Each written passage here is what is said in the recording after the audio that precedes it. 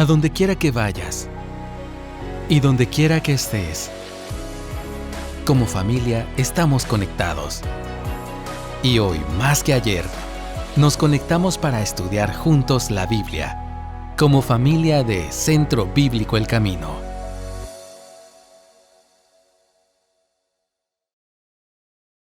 Seguimos en nuestro estudio de la carta de Pablo a Tito.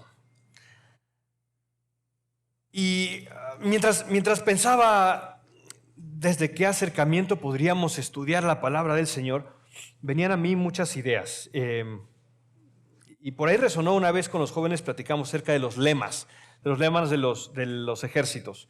Por ejemplo, en Guatemala es famosísimo el lema de los caiviles, ¿verdad? Creo que algunos lo recordarán. Los ejércitos tenían lemas y esos lemas los impulsaban a seguir, no sé, siempre fieles. Si me detengo, aprémiame, si retrocedo, y si me detengo, si retrocedo, mátame, ¿no? El de los caiviles. Pues parece que el tema de hoy tiene un lema similar. Y el lema es renunciando, vivamos aguardando. Pareciera que esa es la idea, renunciando, vivamos aguardando. Si tuviera que haber una arenga a las tropas, tal pareciera que eso sería en este pasaje en específico. Y comienzo de esa manera, ¿por qué? Porque en las Escrituras una y otra vez observamos que la simbología, las ideas relacionadas a la guerra eran constantemente utilizadas. Recordaremos, Romanos utiliza toda la idea de la armadura divina. Las huestes celestiales, por ejemplo, el ejército del Señor. Constantemente se utiliza esa fraseología. No porque a Dios le guste la guerra, totalmente lo opuesto, sino que en esas palabras nosotros podemos recordar la importancia de nuestra labor y también hacer algunas similitudes. Y eso es precisamente lo que vemos de alguna manera acá. Hay un ex reportero de guerra que ahora se dedica a escribir libros. A mí me encanta escucharlo. Es español.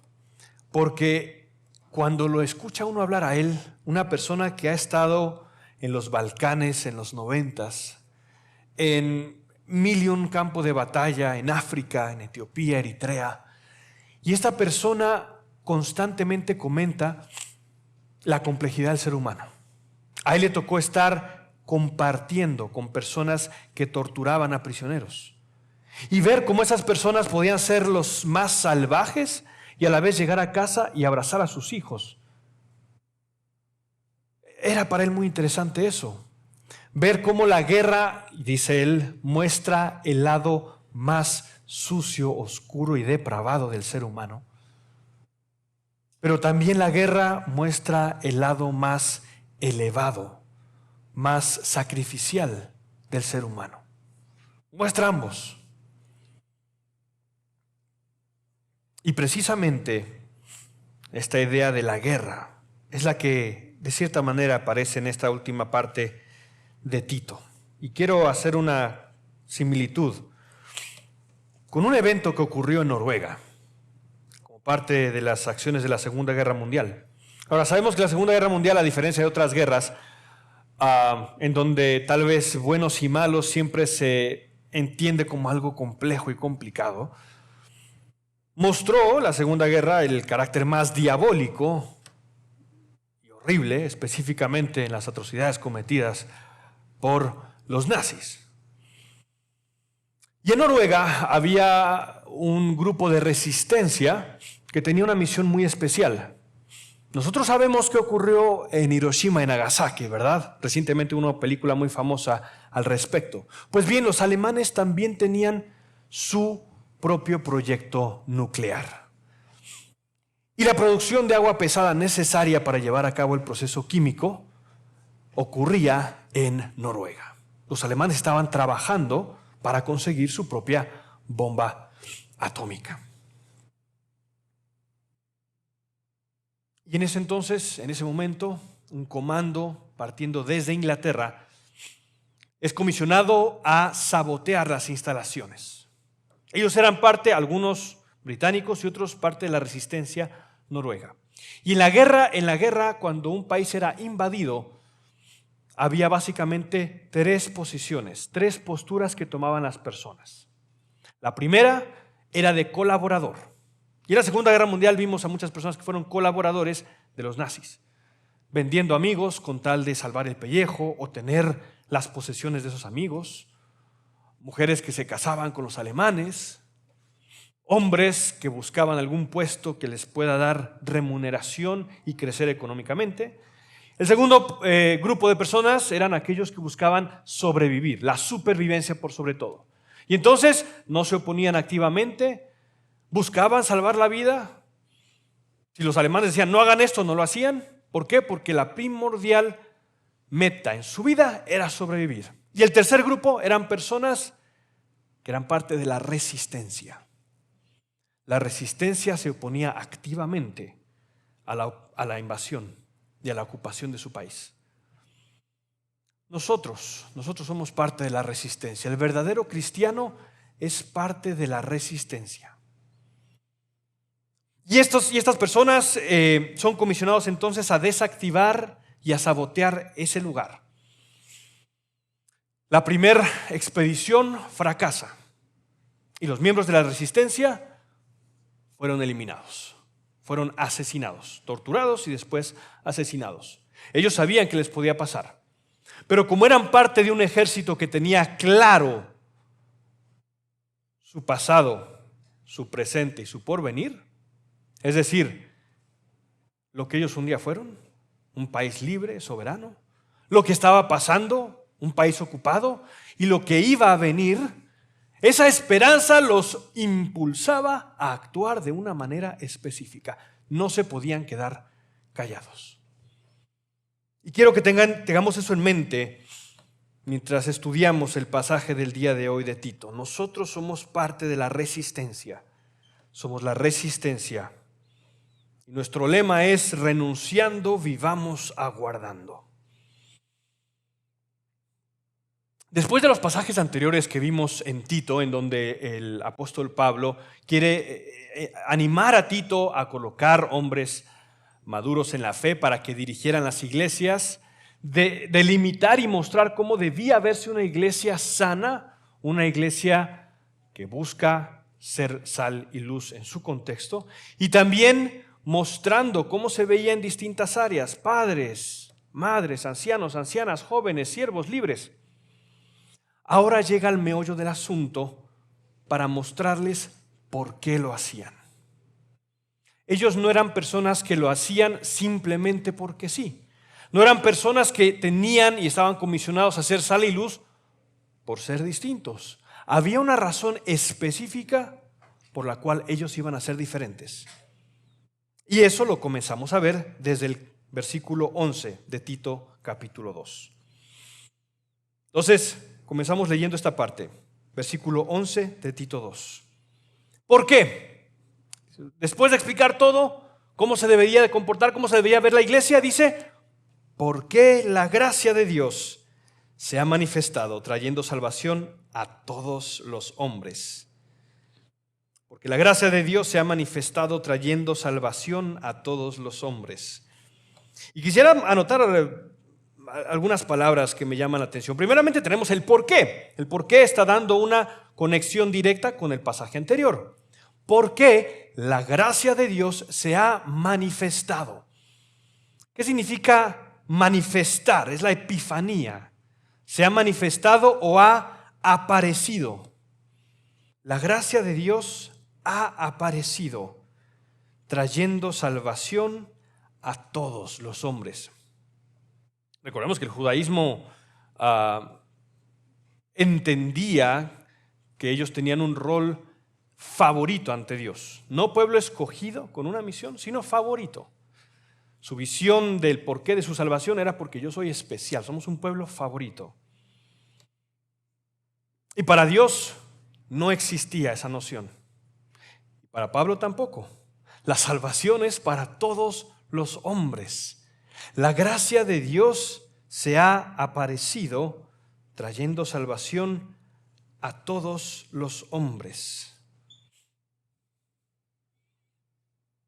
En la Segunda Guerra Mundial, la visión y la mentalidad de aquellos que buscaban la supervivencia era: sálvese quien pueda. No me importa mi prójimo, no me importa el vecino. Si yo logro salvar mi pellejo, estoy bien. Nuestra misión como iglesia es muy distinta. La salvación que Dios ha traído es para todos los hombres. Y precisamente observábamos un ejemplo vivo de eso, de una persona que ha decidido llevar en su cuerpo la misión de Dios. Y todos nosotros, ya sea que salgamos al campo o no, somos parte de esa misión que abarca a todos los hombres. Como hijos de Dios, nuestra salvación no es individualista, es para todos. Como cristianos, no podemos ser parte de los que solo salvan el pellejo. El segundo versículo se relaciona íntimamente con eso. Hay una coma, porque la gracia de Dios se ha manifestado trayendo salvación a todos los hombres, enseñándonos que negando la impiedad y los deseos mundanos, vivamos en este mundo sobria, justa y piadosamente. Voy a detenerme solamente en la primera frase, enseñándonos que negando la impiedad y los deseos mundanos. Hay tres cosas que nos va a decir Pablo muy claramente. La primera es enseñándonos que. ¿Quién nos enseña? ¿Quién está ejerciendo la labor de enseñarnos? Lo tenemos la respuesta en el versículo 2:11. ¿Quién nos enseña eso? La gracia de Dios. La gracia de Dios en este caso se refiere al mensaje maravilloso de Cristo. Y esa gracia nos enseña que tenemos que hacer dos cosas. Y antes de ver esas dos cosas, me llama mucho la atención. Nos enseña, es de la misma raíz de la palabra que nosotros utilizamos para hablar de enseñanza, pedagogía, nos enseña, paidos. Nos enseña a Cristo y nos conecta con Él. La gracia no impone intempestuosamente, no obliga, nos enseña pacientemente. La gracia prepara enseñando, castigando, aconsejando, consolando, animando, exhortando, dirigiendo, convenciendo de pecado, refrenando, etc. La gracia del Señor, cuando irrumpe en nuestro corazón, empieza a obrar de forma natural y nos enseña. Todo este mensaje que hemos hablado anteriormente nunca es un mensaje de tú puedes por tus fuerzas. Es un mensaje de Dios puede en tu vida. El Espíritu Santo obra en tu vida. Nuestro rol es dejar que ese Espíritu obre en nuestra vida. Utilizar los medios de gracia para que el Espíritu y la gracia nos enseñe. Y vemos dos cosas que son las que la gracia nos quiere hacer que neguemos. La Biblia Reina Valera utiliza la palabra renunciar. Y por eso el lema que dije yo, renunciando, vivamos aguardando, lo voy a tomar prestado de la Reina Valera. Renunciando. La Nueva Biblia de las Américas utiliza negando la impiedad. Hay dos cosas que tenemos que negar. La gracia nos enseña a hacer dos cosas. Primero dice, renunciando o negando a la impiedad. Ahora bien, ¿ese renunciando implica acciones nuestras? ¿Sí? Nos dice renunciando, negando. ¿Qué tenemos que negar? Tenemos que negar la impiedad.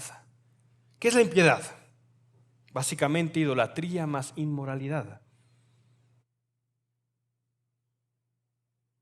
En Isaías 1:16, él mencionaba algo similar. Decía, dejad de hacer lo malo y aprender a hacer el bien. Pero aquí lo interesante es que no es solamente un deseo que se hace por méritos propios o por fuerzas propias. Uno lo hace por medio de la gracia que nos impulsa y nos mueve. Negando entonces la impiedad y los deseos mundanos. El mal actuar, la inmoralidad y los deseos pecaminosos, los placeres ilícitos. Hay un pensador en la iglesia, San Agustín, que decía que es precisamente el ayuno, una de las prácticas espirituales, una de las disciplinas espirituales, la figura del ayuno perfecto. Nosotros en nuestra cultura pensamos muy mal acerca del ayuno. ¿Por qué? Porque pues tenemos suficiente comida, tenemos el disfrute de los alimentos. Todos ustedes han probado hamburguesas grasosas, deliciosas y jugosas. Y pensar que por algún motivo tengo que abstenerme de esa comida suena ilógico. El ayuno como disciplina espiritual suena bastante extraño a nuestros oídos del siglo XXI. Pero tal vez este pensador cristiano nos diría, precisamente porque no pueden hacer algo tan básico como ayunar de sus alimentos, muestra la debilidad y fragilidad de nuestra voluntad cuando se trata de renunciar, no a alimentos, sino a los placeres mundanos y a los deseos ilícitos. El verdadero ayuno, según él, era precisamente este: ayunar y negarnos de la impiedad y los deseos mundanos. ¿Cuáles son los deseos mundanos a los cuales nos estamos enfrentados? ¿Cuál es la impiedad? Pues podemos pensar tanto en las cosas de acciones como en las motivaciones. En acciones podemos pensar en ira, podemos pensar en aquellos impulsos que salen naturalmente de nuestro corazón, la lascivia, el deseo, la lujuria, la avaricia, la codicia. Pero veamos que no solamente es aquello que se ve de manera superficial, sino son los deseos mundanos. ¿Cuáles son los deseos mundanos? De nuevo, voy a utilizar la imagen del soldado. Pablo lo utiliza también con Timoteo. El verdadero soldado no se puede enredar en los negocios de esta vida. ¿Qué hacía una persona que quería sobrevivir? Pactaba con el enemigo. Mira, por favor, no me quites mi trabajo, no me quites mi negocio, no me confisques mi empresa, y yo te puedo dar los nombres de los judíos que hay aquí en mi colonia. Por favor, no me confisques mi empresa, y yo te podré dar los nombres de los colaboradores de la resistencia. Por favor, no me envíes al frente y yo puedo trabajar para tu gobierno. Y en nuestro ambiente, por favor, no me corras del trabajo y yo estaré dispuesto a hacer concesiones. Si son actos corruptos pequeños que no sean escandalosos, yo lo puedo hacer porque lamentablemente así funcionan las cosas en mi Guatemala. Por favor, amigos, no me rechacen, no me hagan a un lado. Si tengo que grabar videos para redes sociales en donde bailo de una manera que seguramente Jesús no lo haría, lo voy a hacer con tal de que no me apartes del grupito. Por favor, no me abandonen y no me dejen fuera de sus reuniones sociales. Puedo hablar de cosas sucias como ustedes, pero hagamos esa concesión. ¿Y saben por qué lo hacemos? Porque en el fondo los deseos mundanos nos siguen controlando. Y la gracia de Dios nos redarguye y nos habla claramente: renuncia, abandona. No puedes ser soldado si no abandonas. ¿Qué tienes que abandonar? La impiedad y los deseos mundanos. Y el mundo pasa y sus deseos. Hemos escuchado. ¿Qué le ofreció el diablo al Señor Jesús cuando lo tentó? Riqueza, gloria, fama. Y ahí cada quien sabe cuál es su Dios. Algunos la riqueza, otros las relaciones, otros las familias, otro el poder y otro la fama. Otros los estudios. La gracia del Señor nos enseña que renunciando a la impiedad y los deseos mundanos, hagamos algo. Primero, renunciamos a eso. Renunciando. Lo segundo que nos dice, vivan de una manera. Renunciando, vivan. ¿Cómo debemos de vivir? Vivan. En la segunda parte del versículo 12 dice, vivamos en este mundo sobria, justa y piadosamente. Y esta tríada es llamativa. Es llamativa por varias cosas. Es una tríada que en ocasiones se utilizaba como parte de una lista de virtudes cardinales griegas. Pero en este caso no son virtudes cardinales que la gente va a utilizar porque sí. No es una lista que nosotros debemos de cumplir para ser una buena persona, al estilo, no sé, de Séneca, Marco Aurelio. El origen de estas virtudes está por medio de la enseñanza de la gracia, la enseñanza de la venida, epifanía de Cristo. Y habla de tres conceptos: sobria, justa y piadosamente. Primero, la sobriedad habla de hacer el uso adecuado de los deseos e impulsos que no son pecaminosos en sí mismos y vencer a aquellos que son pecaminosos. Otra manera de entenderlo es templadamente, con dominio de sí. Hay deseos naturales, la comida, el sueño, la sexualidad. Y aquellos impulsos naturales debemos de saber cómo controlarlos. Esa es la sobriedad. Hacer un uso adecuado de los deseos e impulsos que no son pecaminosos en sí mismos y vencer a los que son pecaminosos. La segunda es la justicia. Y el término justicia llama mucho la atención. ¿Por qué? Porque recordamos que para el pueblo de Israel había una enorme carga detrás de esa palabra, de la justicia.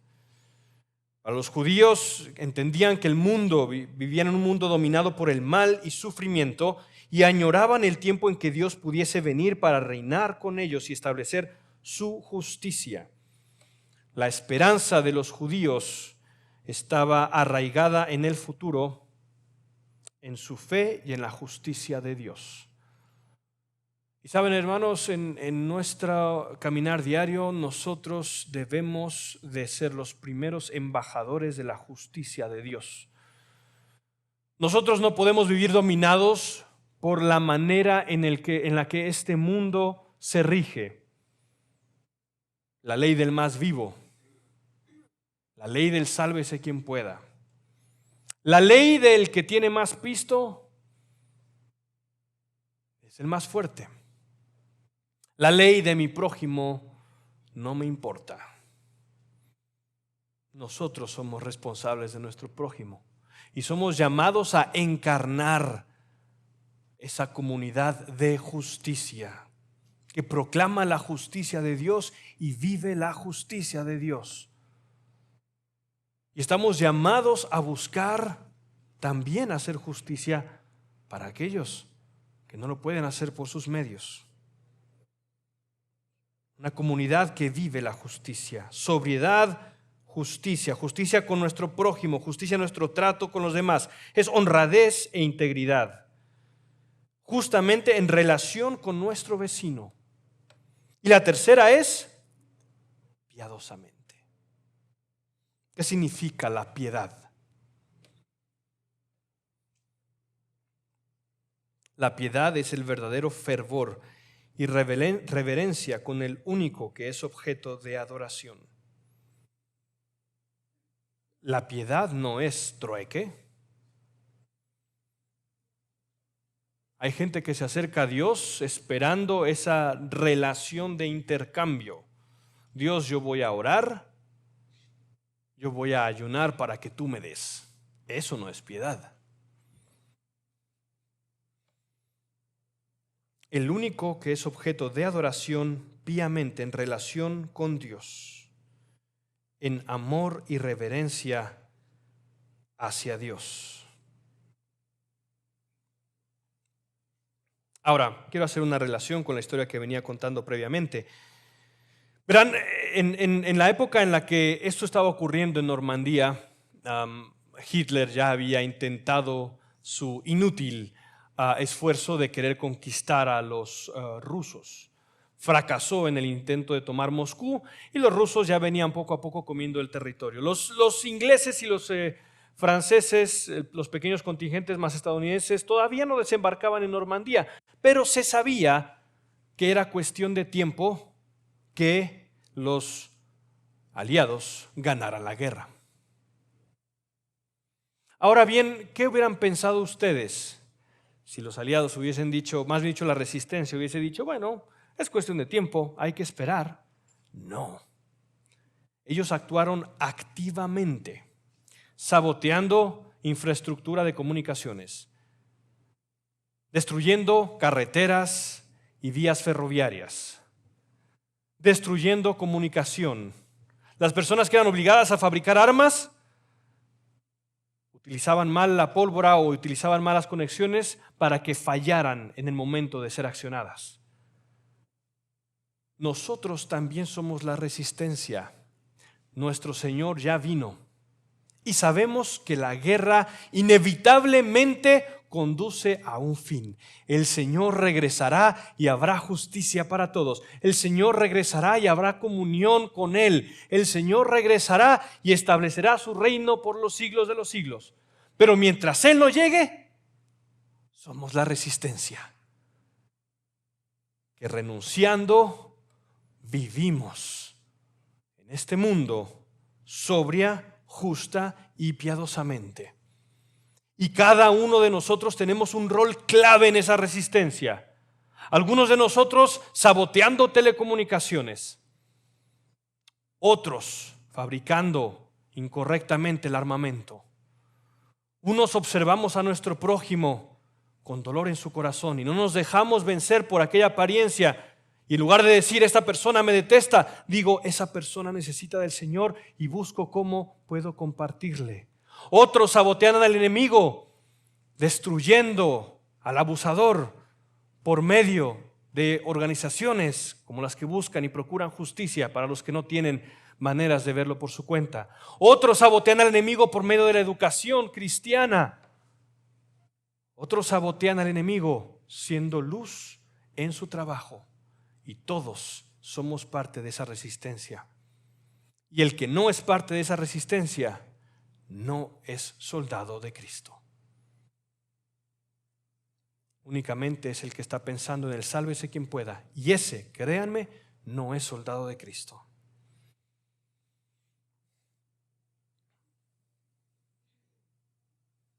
Renunciando, vivamos sobria, justa y piadosamente.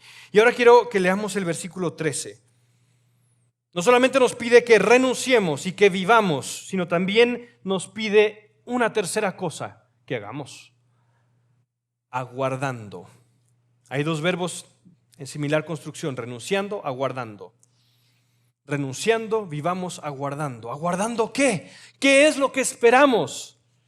Dice, aguardando la esperanza bienaventurada y la manifestación de la gloria de nuestro gran Dios y Salvador, Cristo Jesús. La esperanza bienaventurada se refiere a la realización de aquella esperanza que tenemos. Y saben, mientras leía esto me acordaba del saludo cristiano. Hubo un tiempo que los cristianos pasaron del Shalom al Maranatha. Ellos llegaban a una reunión y en lugar de decir bienvenido, decían Maranatha. Veían a una persona en la calle que era cristiana y le decían Maranatha. ¿Qué significaba Maranatha? ¿Por qué usar Maranatha? Cristo viene. Y el Cristo viene es una declaración poderosísima, poderosísima. En la resistencia utilizaban claves, por ejemplo. Cuando alguien tocaba la puerta y era parte de la resistencia, utilizaba una palabra clave. Y esa palabra clave decía, yo soy de la resistencia y hay esperanza de que un día van a llegar los aliados. Y en este caso nuestra palabra Maranatha es una palabra poderosísima. ¿Qué significa Maranatha? Uno, significa que si Cristo viene y si yo espero la venida de Cristo, yo no estoy enredado en los negocios de esta vida. Espero la venida de Cristo. Maranata. Segundo, Maranata implica el reino de este mundo no tiene la última autoridad. El reino de este mundo no tiene el último poder. El verdadero reino es el que vendrá y va a venir. Maranata.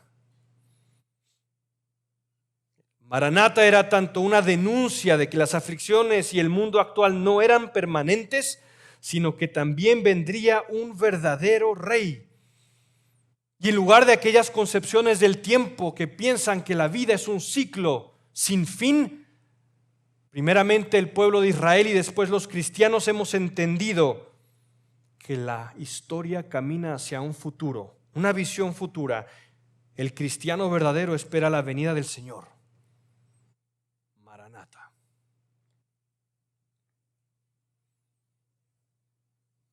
Nosotros como cristianos vivimos entre el mundo de la aparición pasada y la manifestación futura.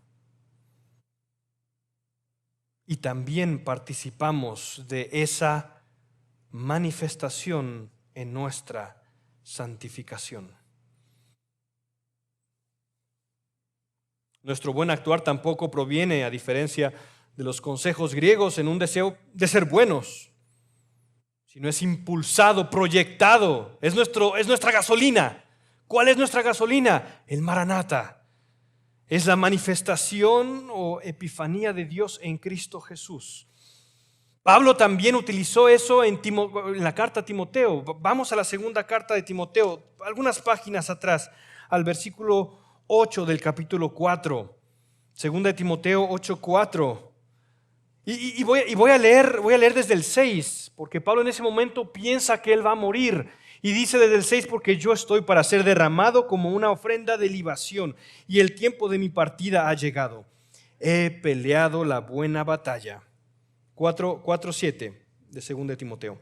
He peleado la buena batalla, he terminado la carrera, he guardado la fe. En el futuro me está reservada la corona de justicia que el Señor, el juez justo, me entregará en aquel día, y no solo a mí, sino también a todos los que aman su venida. Si en tu corazón y en mi corazón no hay un deseo por la venida del Señor, no somos parte de la resistencia, somos parte de los indiferentes, del sálvese quien pueda. Tu corazón y mi corazón debe de estar anhelando la venida del Señor más que cualquier otra cosa.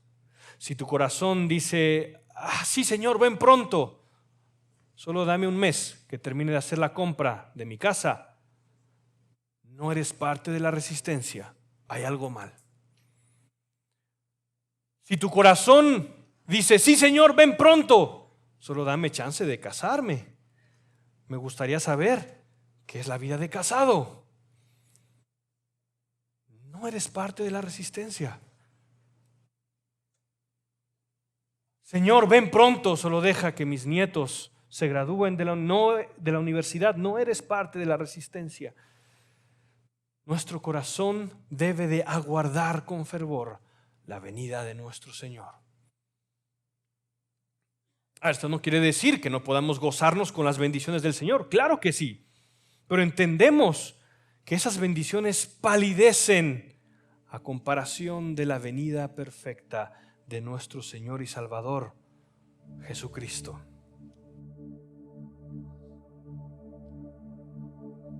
En contra de una salvación dualista, escapista, que solo desea salvarse a sí mismo, salvar el pellejo, este pasaje nos habla de la salvación integral.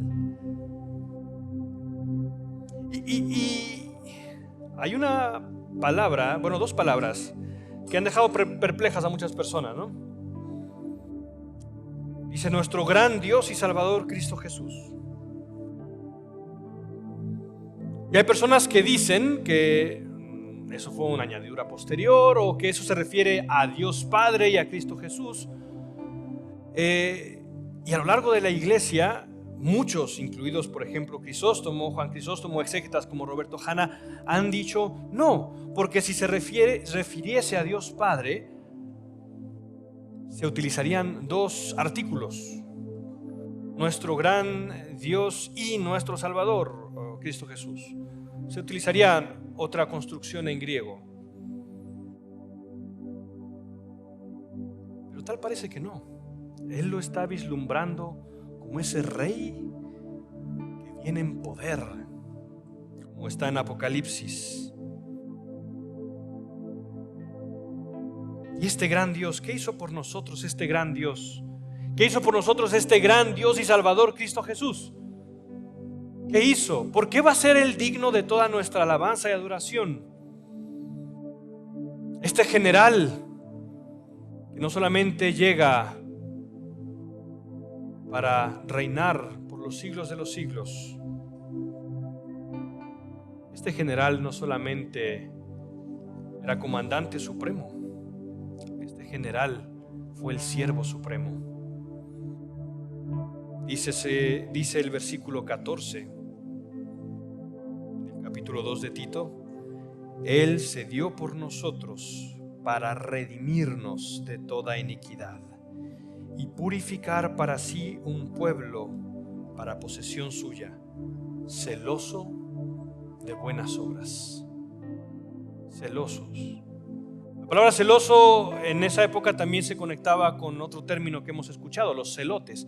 Personas que decían: queremos la independencia de Israel a toda costa, y si es necesario matar a un romano, para eso lo voy a matar. Estoy dispuesto a darle mi vida por eso, porque ese es mi celo por Dios. ¿Cuál es el celo que esperaban de nosotros el apóstol Pablo? Celoso de buenas obras. Este general se dio por nosotros, ¿para qué? Para redimirnos primeramente, porque nuestra condena era eterna, porque nuestra separación con Dios era eterna, y Él decidió redimirnos. Se dio a sí mismo. Él se dio a sí mismo para redimirnos de toda iniquidad y purificar para sí un pueblo para posesión suya, celoso de buenas obras. Hermano, hermana, si tú piensas que Él dio su vida, y el propósito de Él para dar su vida era para que tú fueses feliz, estás equivocado y equivocada. Porque hasta que no entendemos que la salvación no se trata de nosotros, sino de Dios, para su gloria, purificar para sí un pueblo para posesión suya, celoso de buenas obras. Nuestro evangelio no se trata de nosotros, se trata de Él. Claro que sí, cuando llegamos a Cristo hay felicidad, porque muriendo es que vivimos. Solamente cuando entregamos nuestro cuerpo al pie de la cruz es que podemos verdaderamente vivir. Nuestro Dios se dio a sí mismo. Después de haberle dado esa magnífica repasada del evangelio, de la maravillosa noticia del evangelio, Pablo entonces le dice a Tito: Tito, entonces ahora ve. Esto habla, exhorta y reprende con toda autoridad, que nadie te menosprecie. Iglesia, en esta operación que mencioné anteriormente, Gunnerside, donde debían los noruegos destruir la hidroeléctrica de Vemork, fue un éxito. Sabotearon la hidroeléctrica, lograron escapar sin que los alemanes los atraparan. Algunos, los británicos, tuvieron forma de escapar y cruzar a territorio aliado, pero otros noruegos, después de haber destruido eso y haber logrado acabar esa misión, ¿qué creen que hicieron? Tenían ellos los medios para escapar a territorio aliado.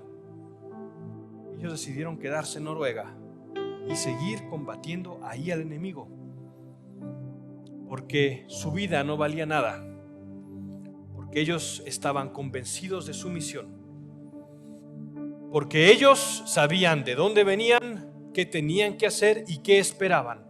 Esperaban la liberación final. ¿Y nosotros? Esto es una guerra mundana, de importancia sí, pero que no tiene las consecuencias de la guerra que tú y yo enfrentamos. Renunciando a los deseos mundanos, vivamos sobria, justa y piadosamente, aguardando la venida de nuestro Señor. Renunciando, vivamos aguardando la venida de nuestro Señor. Viene un rey que se dio a sí mismo, y nuestra fe debe añorar aquel día que podamos besar sus manos y adorarle. El que no lo desea no es un verdadero soldado del verdadero rey. Oremos.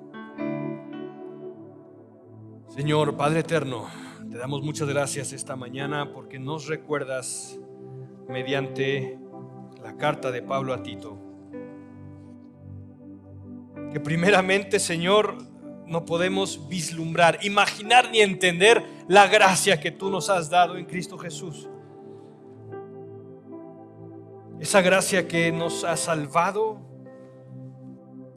que nos pide que renunciemos, Señor, la impiedad, pero también al deseo que nos corrompe, al deseo que nos ciega. No queremos ser, Señor, como aquellos que decidieron salvar el pellejo. No deseamos tampoco ser colaboradores del enemigo. Queremos ser parte de la resistencia. Esa resistencia que anuncia a los cuatro vientos con acciones y con palabras que viene un rey. Señor, ayúdanos a vivir en este mundo sobria, justa y piadosamente, tal como lo aprendimos en las predicaciones pasadas. Tu gracia es la que nos mueve, tu gracia es la que nos impulsa, tu evangelio es el que nos capacita, Señor. Y Señor, que podamos aguardar, esperar tu manifestación. Y al igual que Pablo, al igual que todos aquellos hombres y mujeres que murieron por su fe, decimos: Maranata, Cristo viene. Deseamos, Señor, un día con tus ángeles alabarte, decirte: digno y santo es el Cordero, el Cordero que se dio por nosotros, se dio a sí mismo por nosotros para comprarnos por posesión suya. Señor, permítenos vivir de esa manera. Que nuestro lema sea: renunciando, vivamos aguardando. Tu nombre sea glorificado por los siglos de los siglos. Amén. A donde quiera que vayas y donde quiera que estés, mantente conectado con Dios.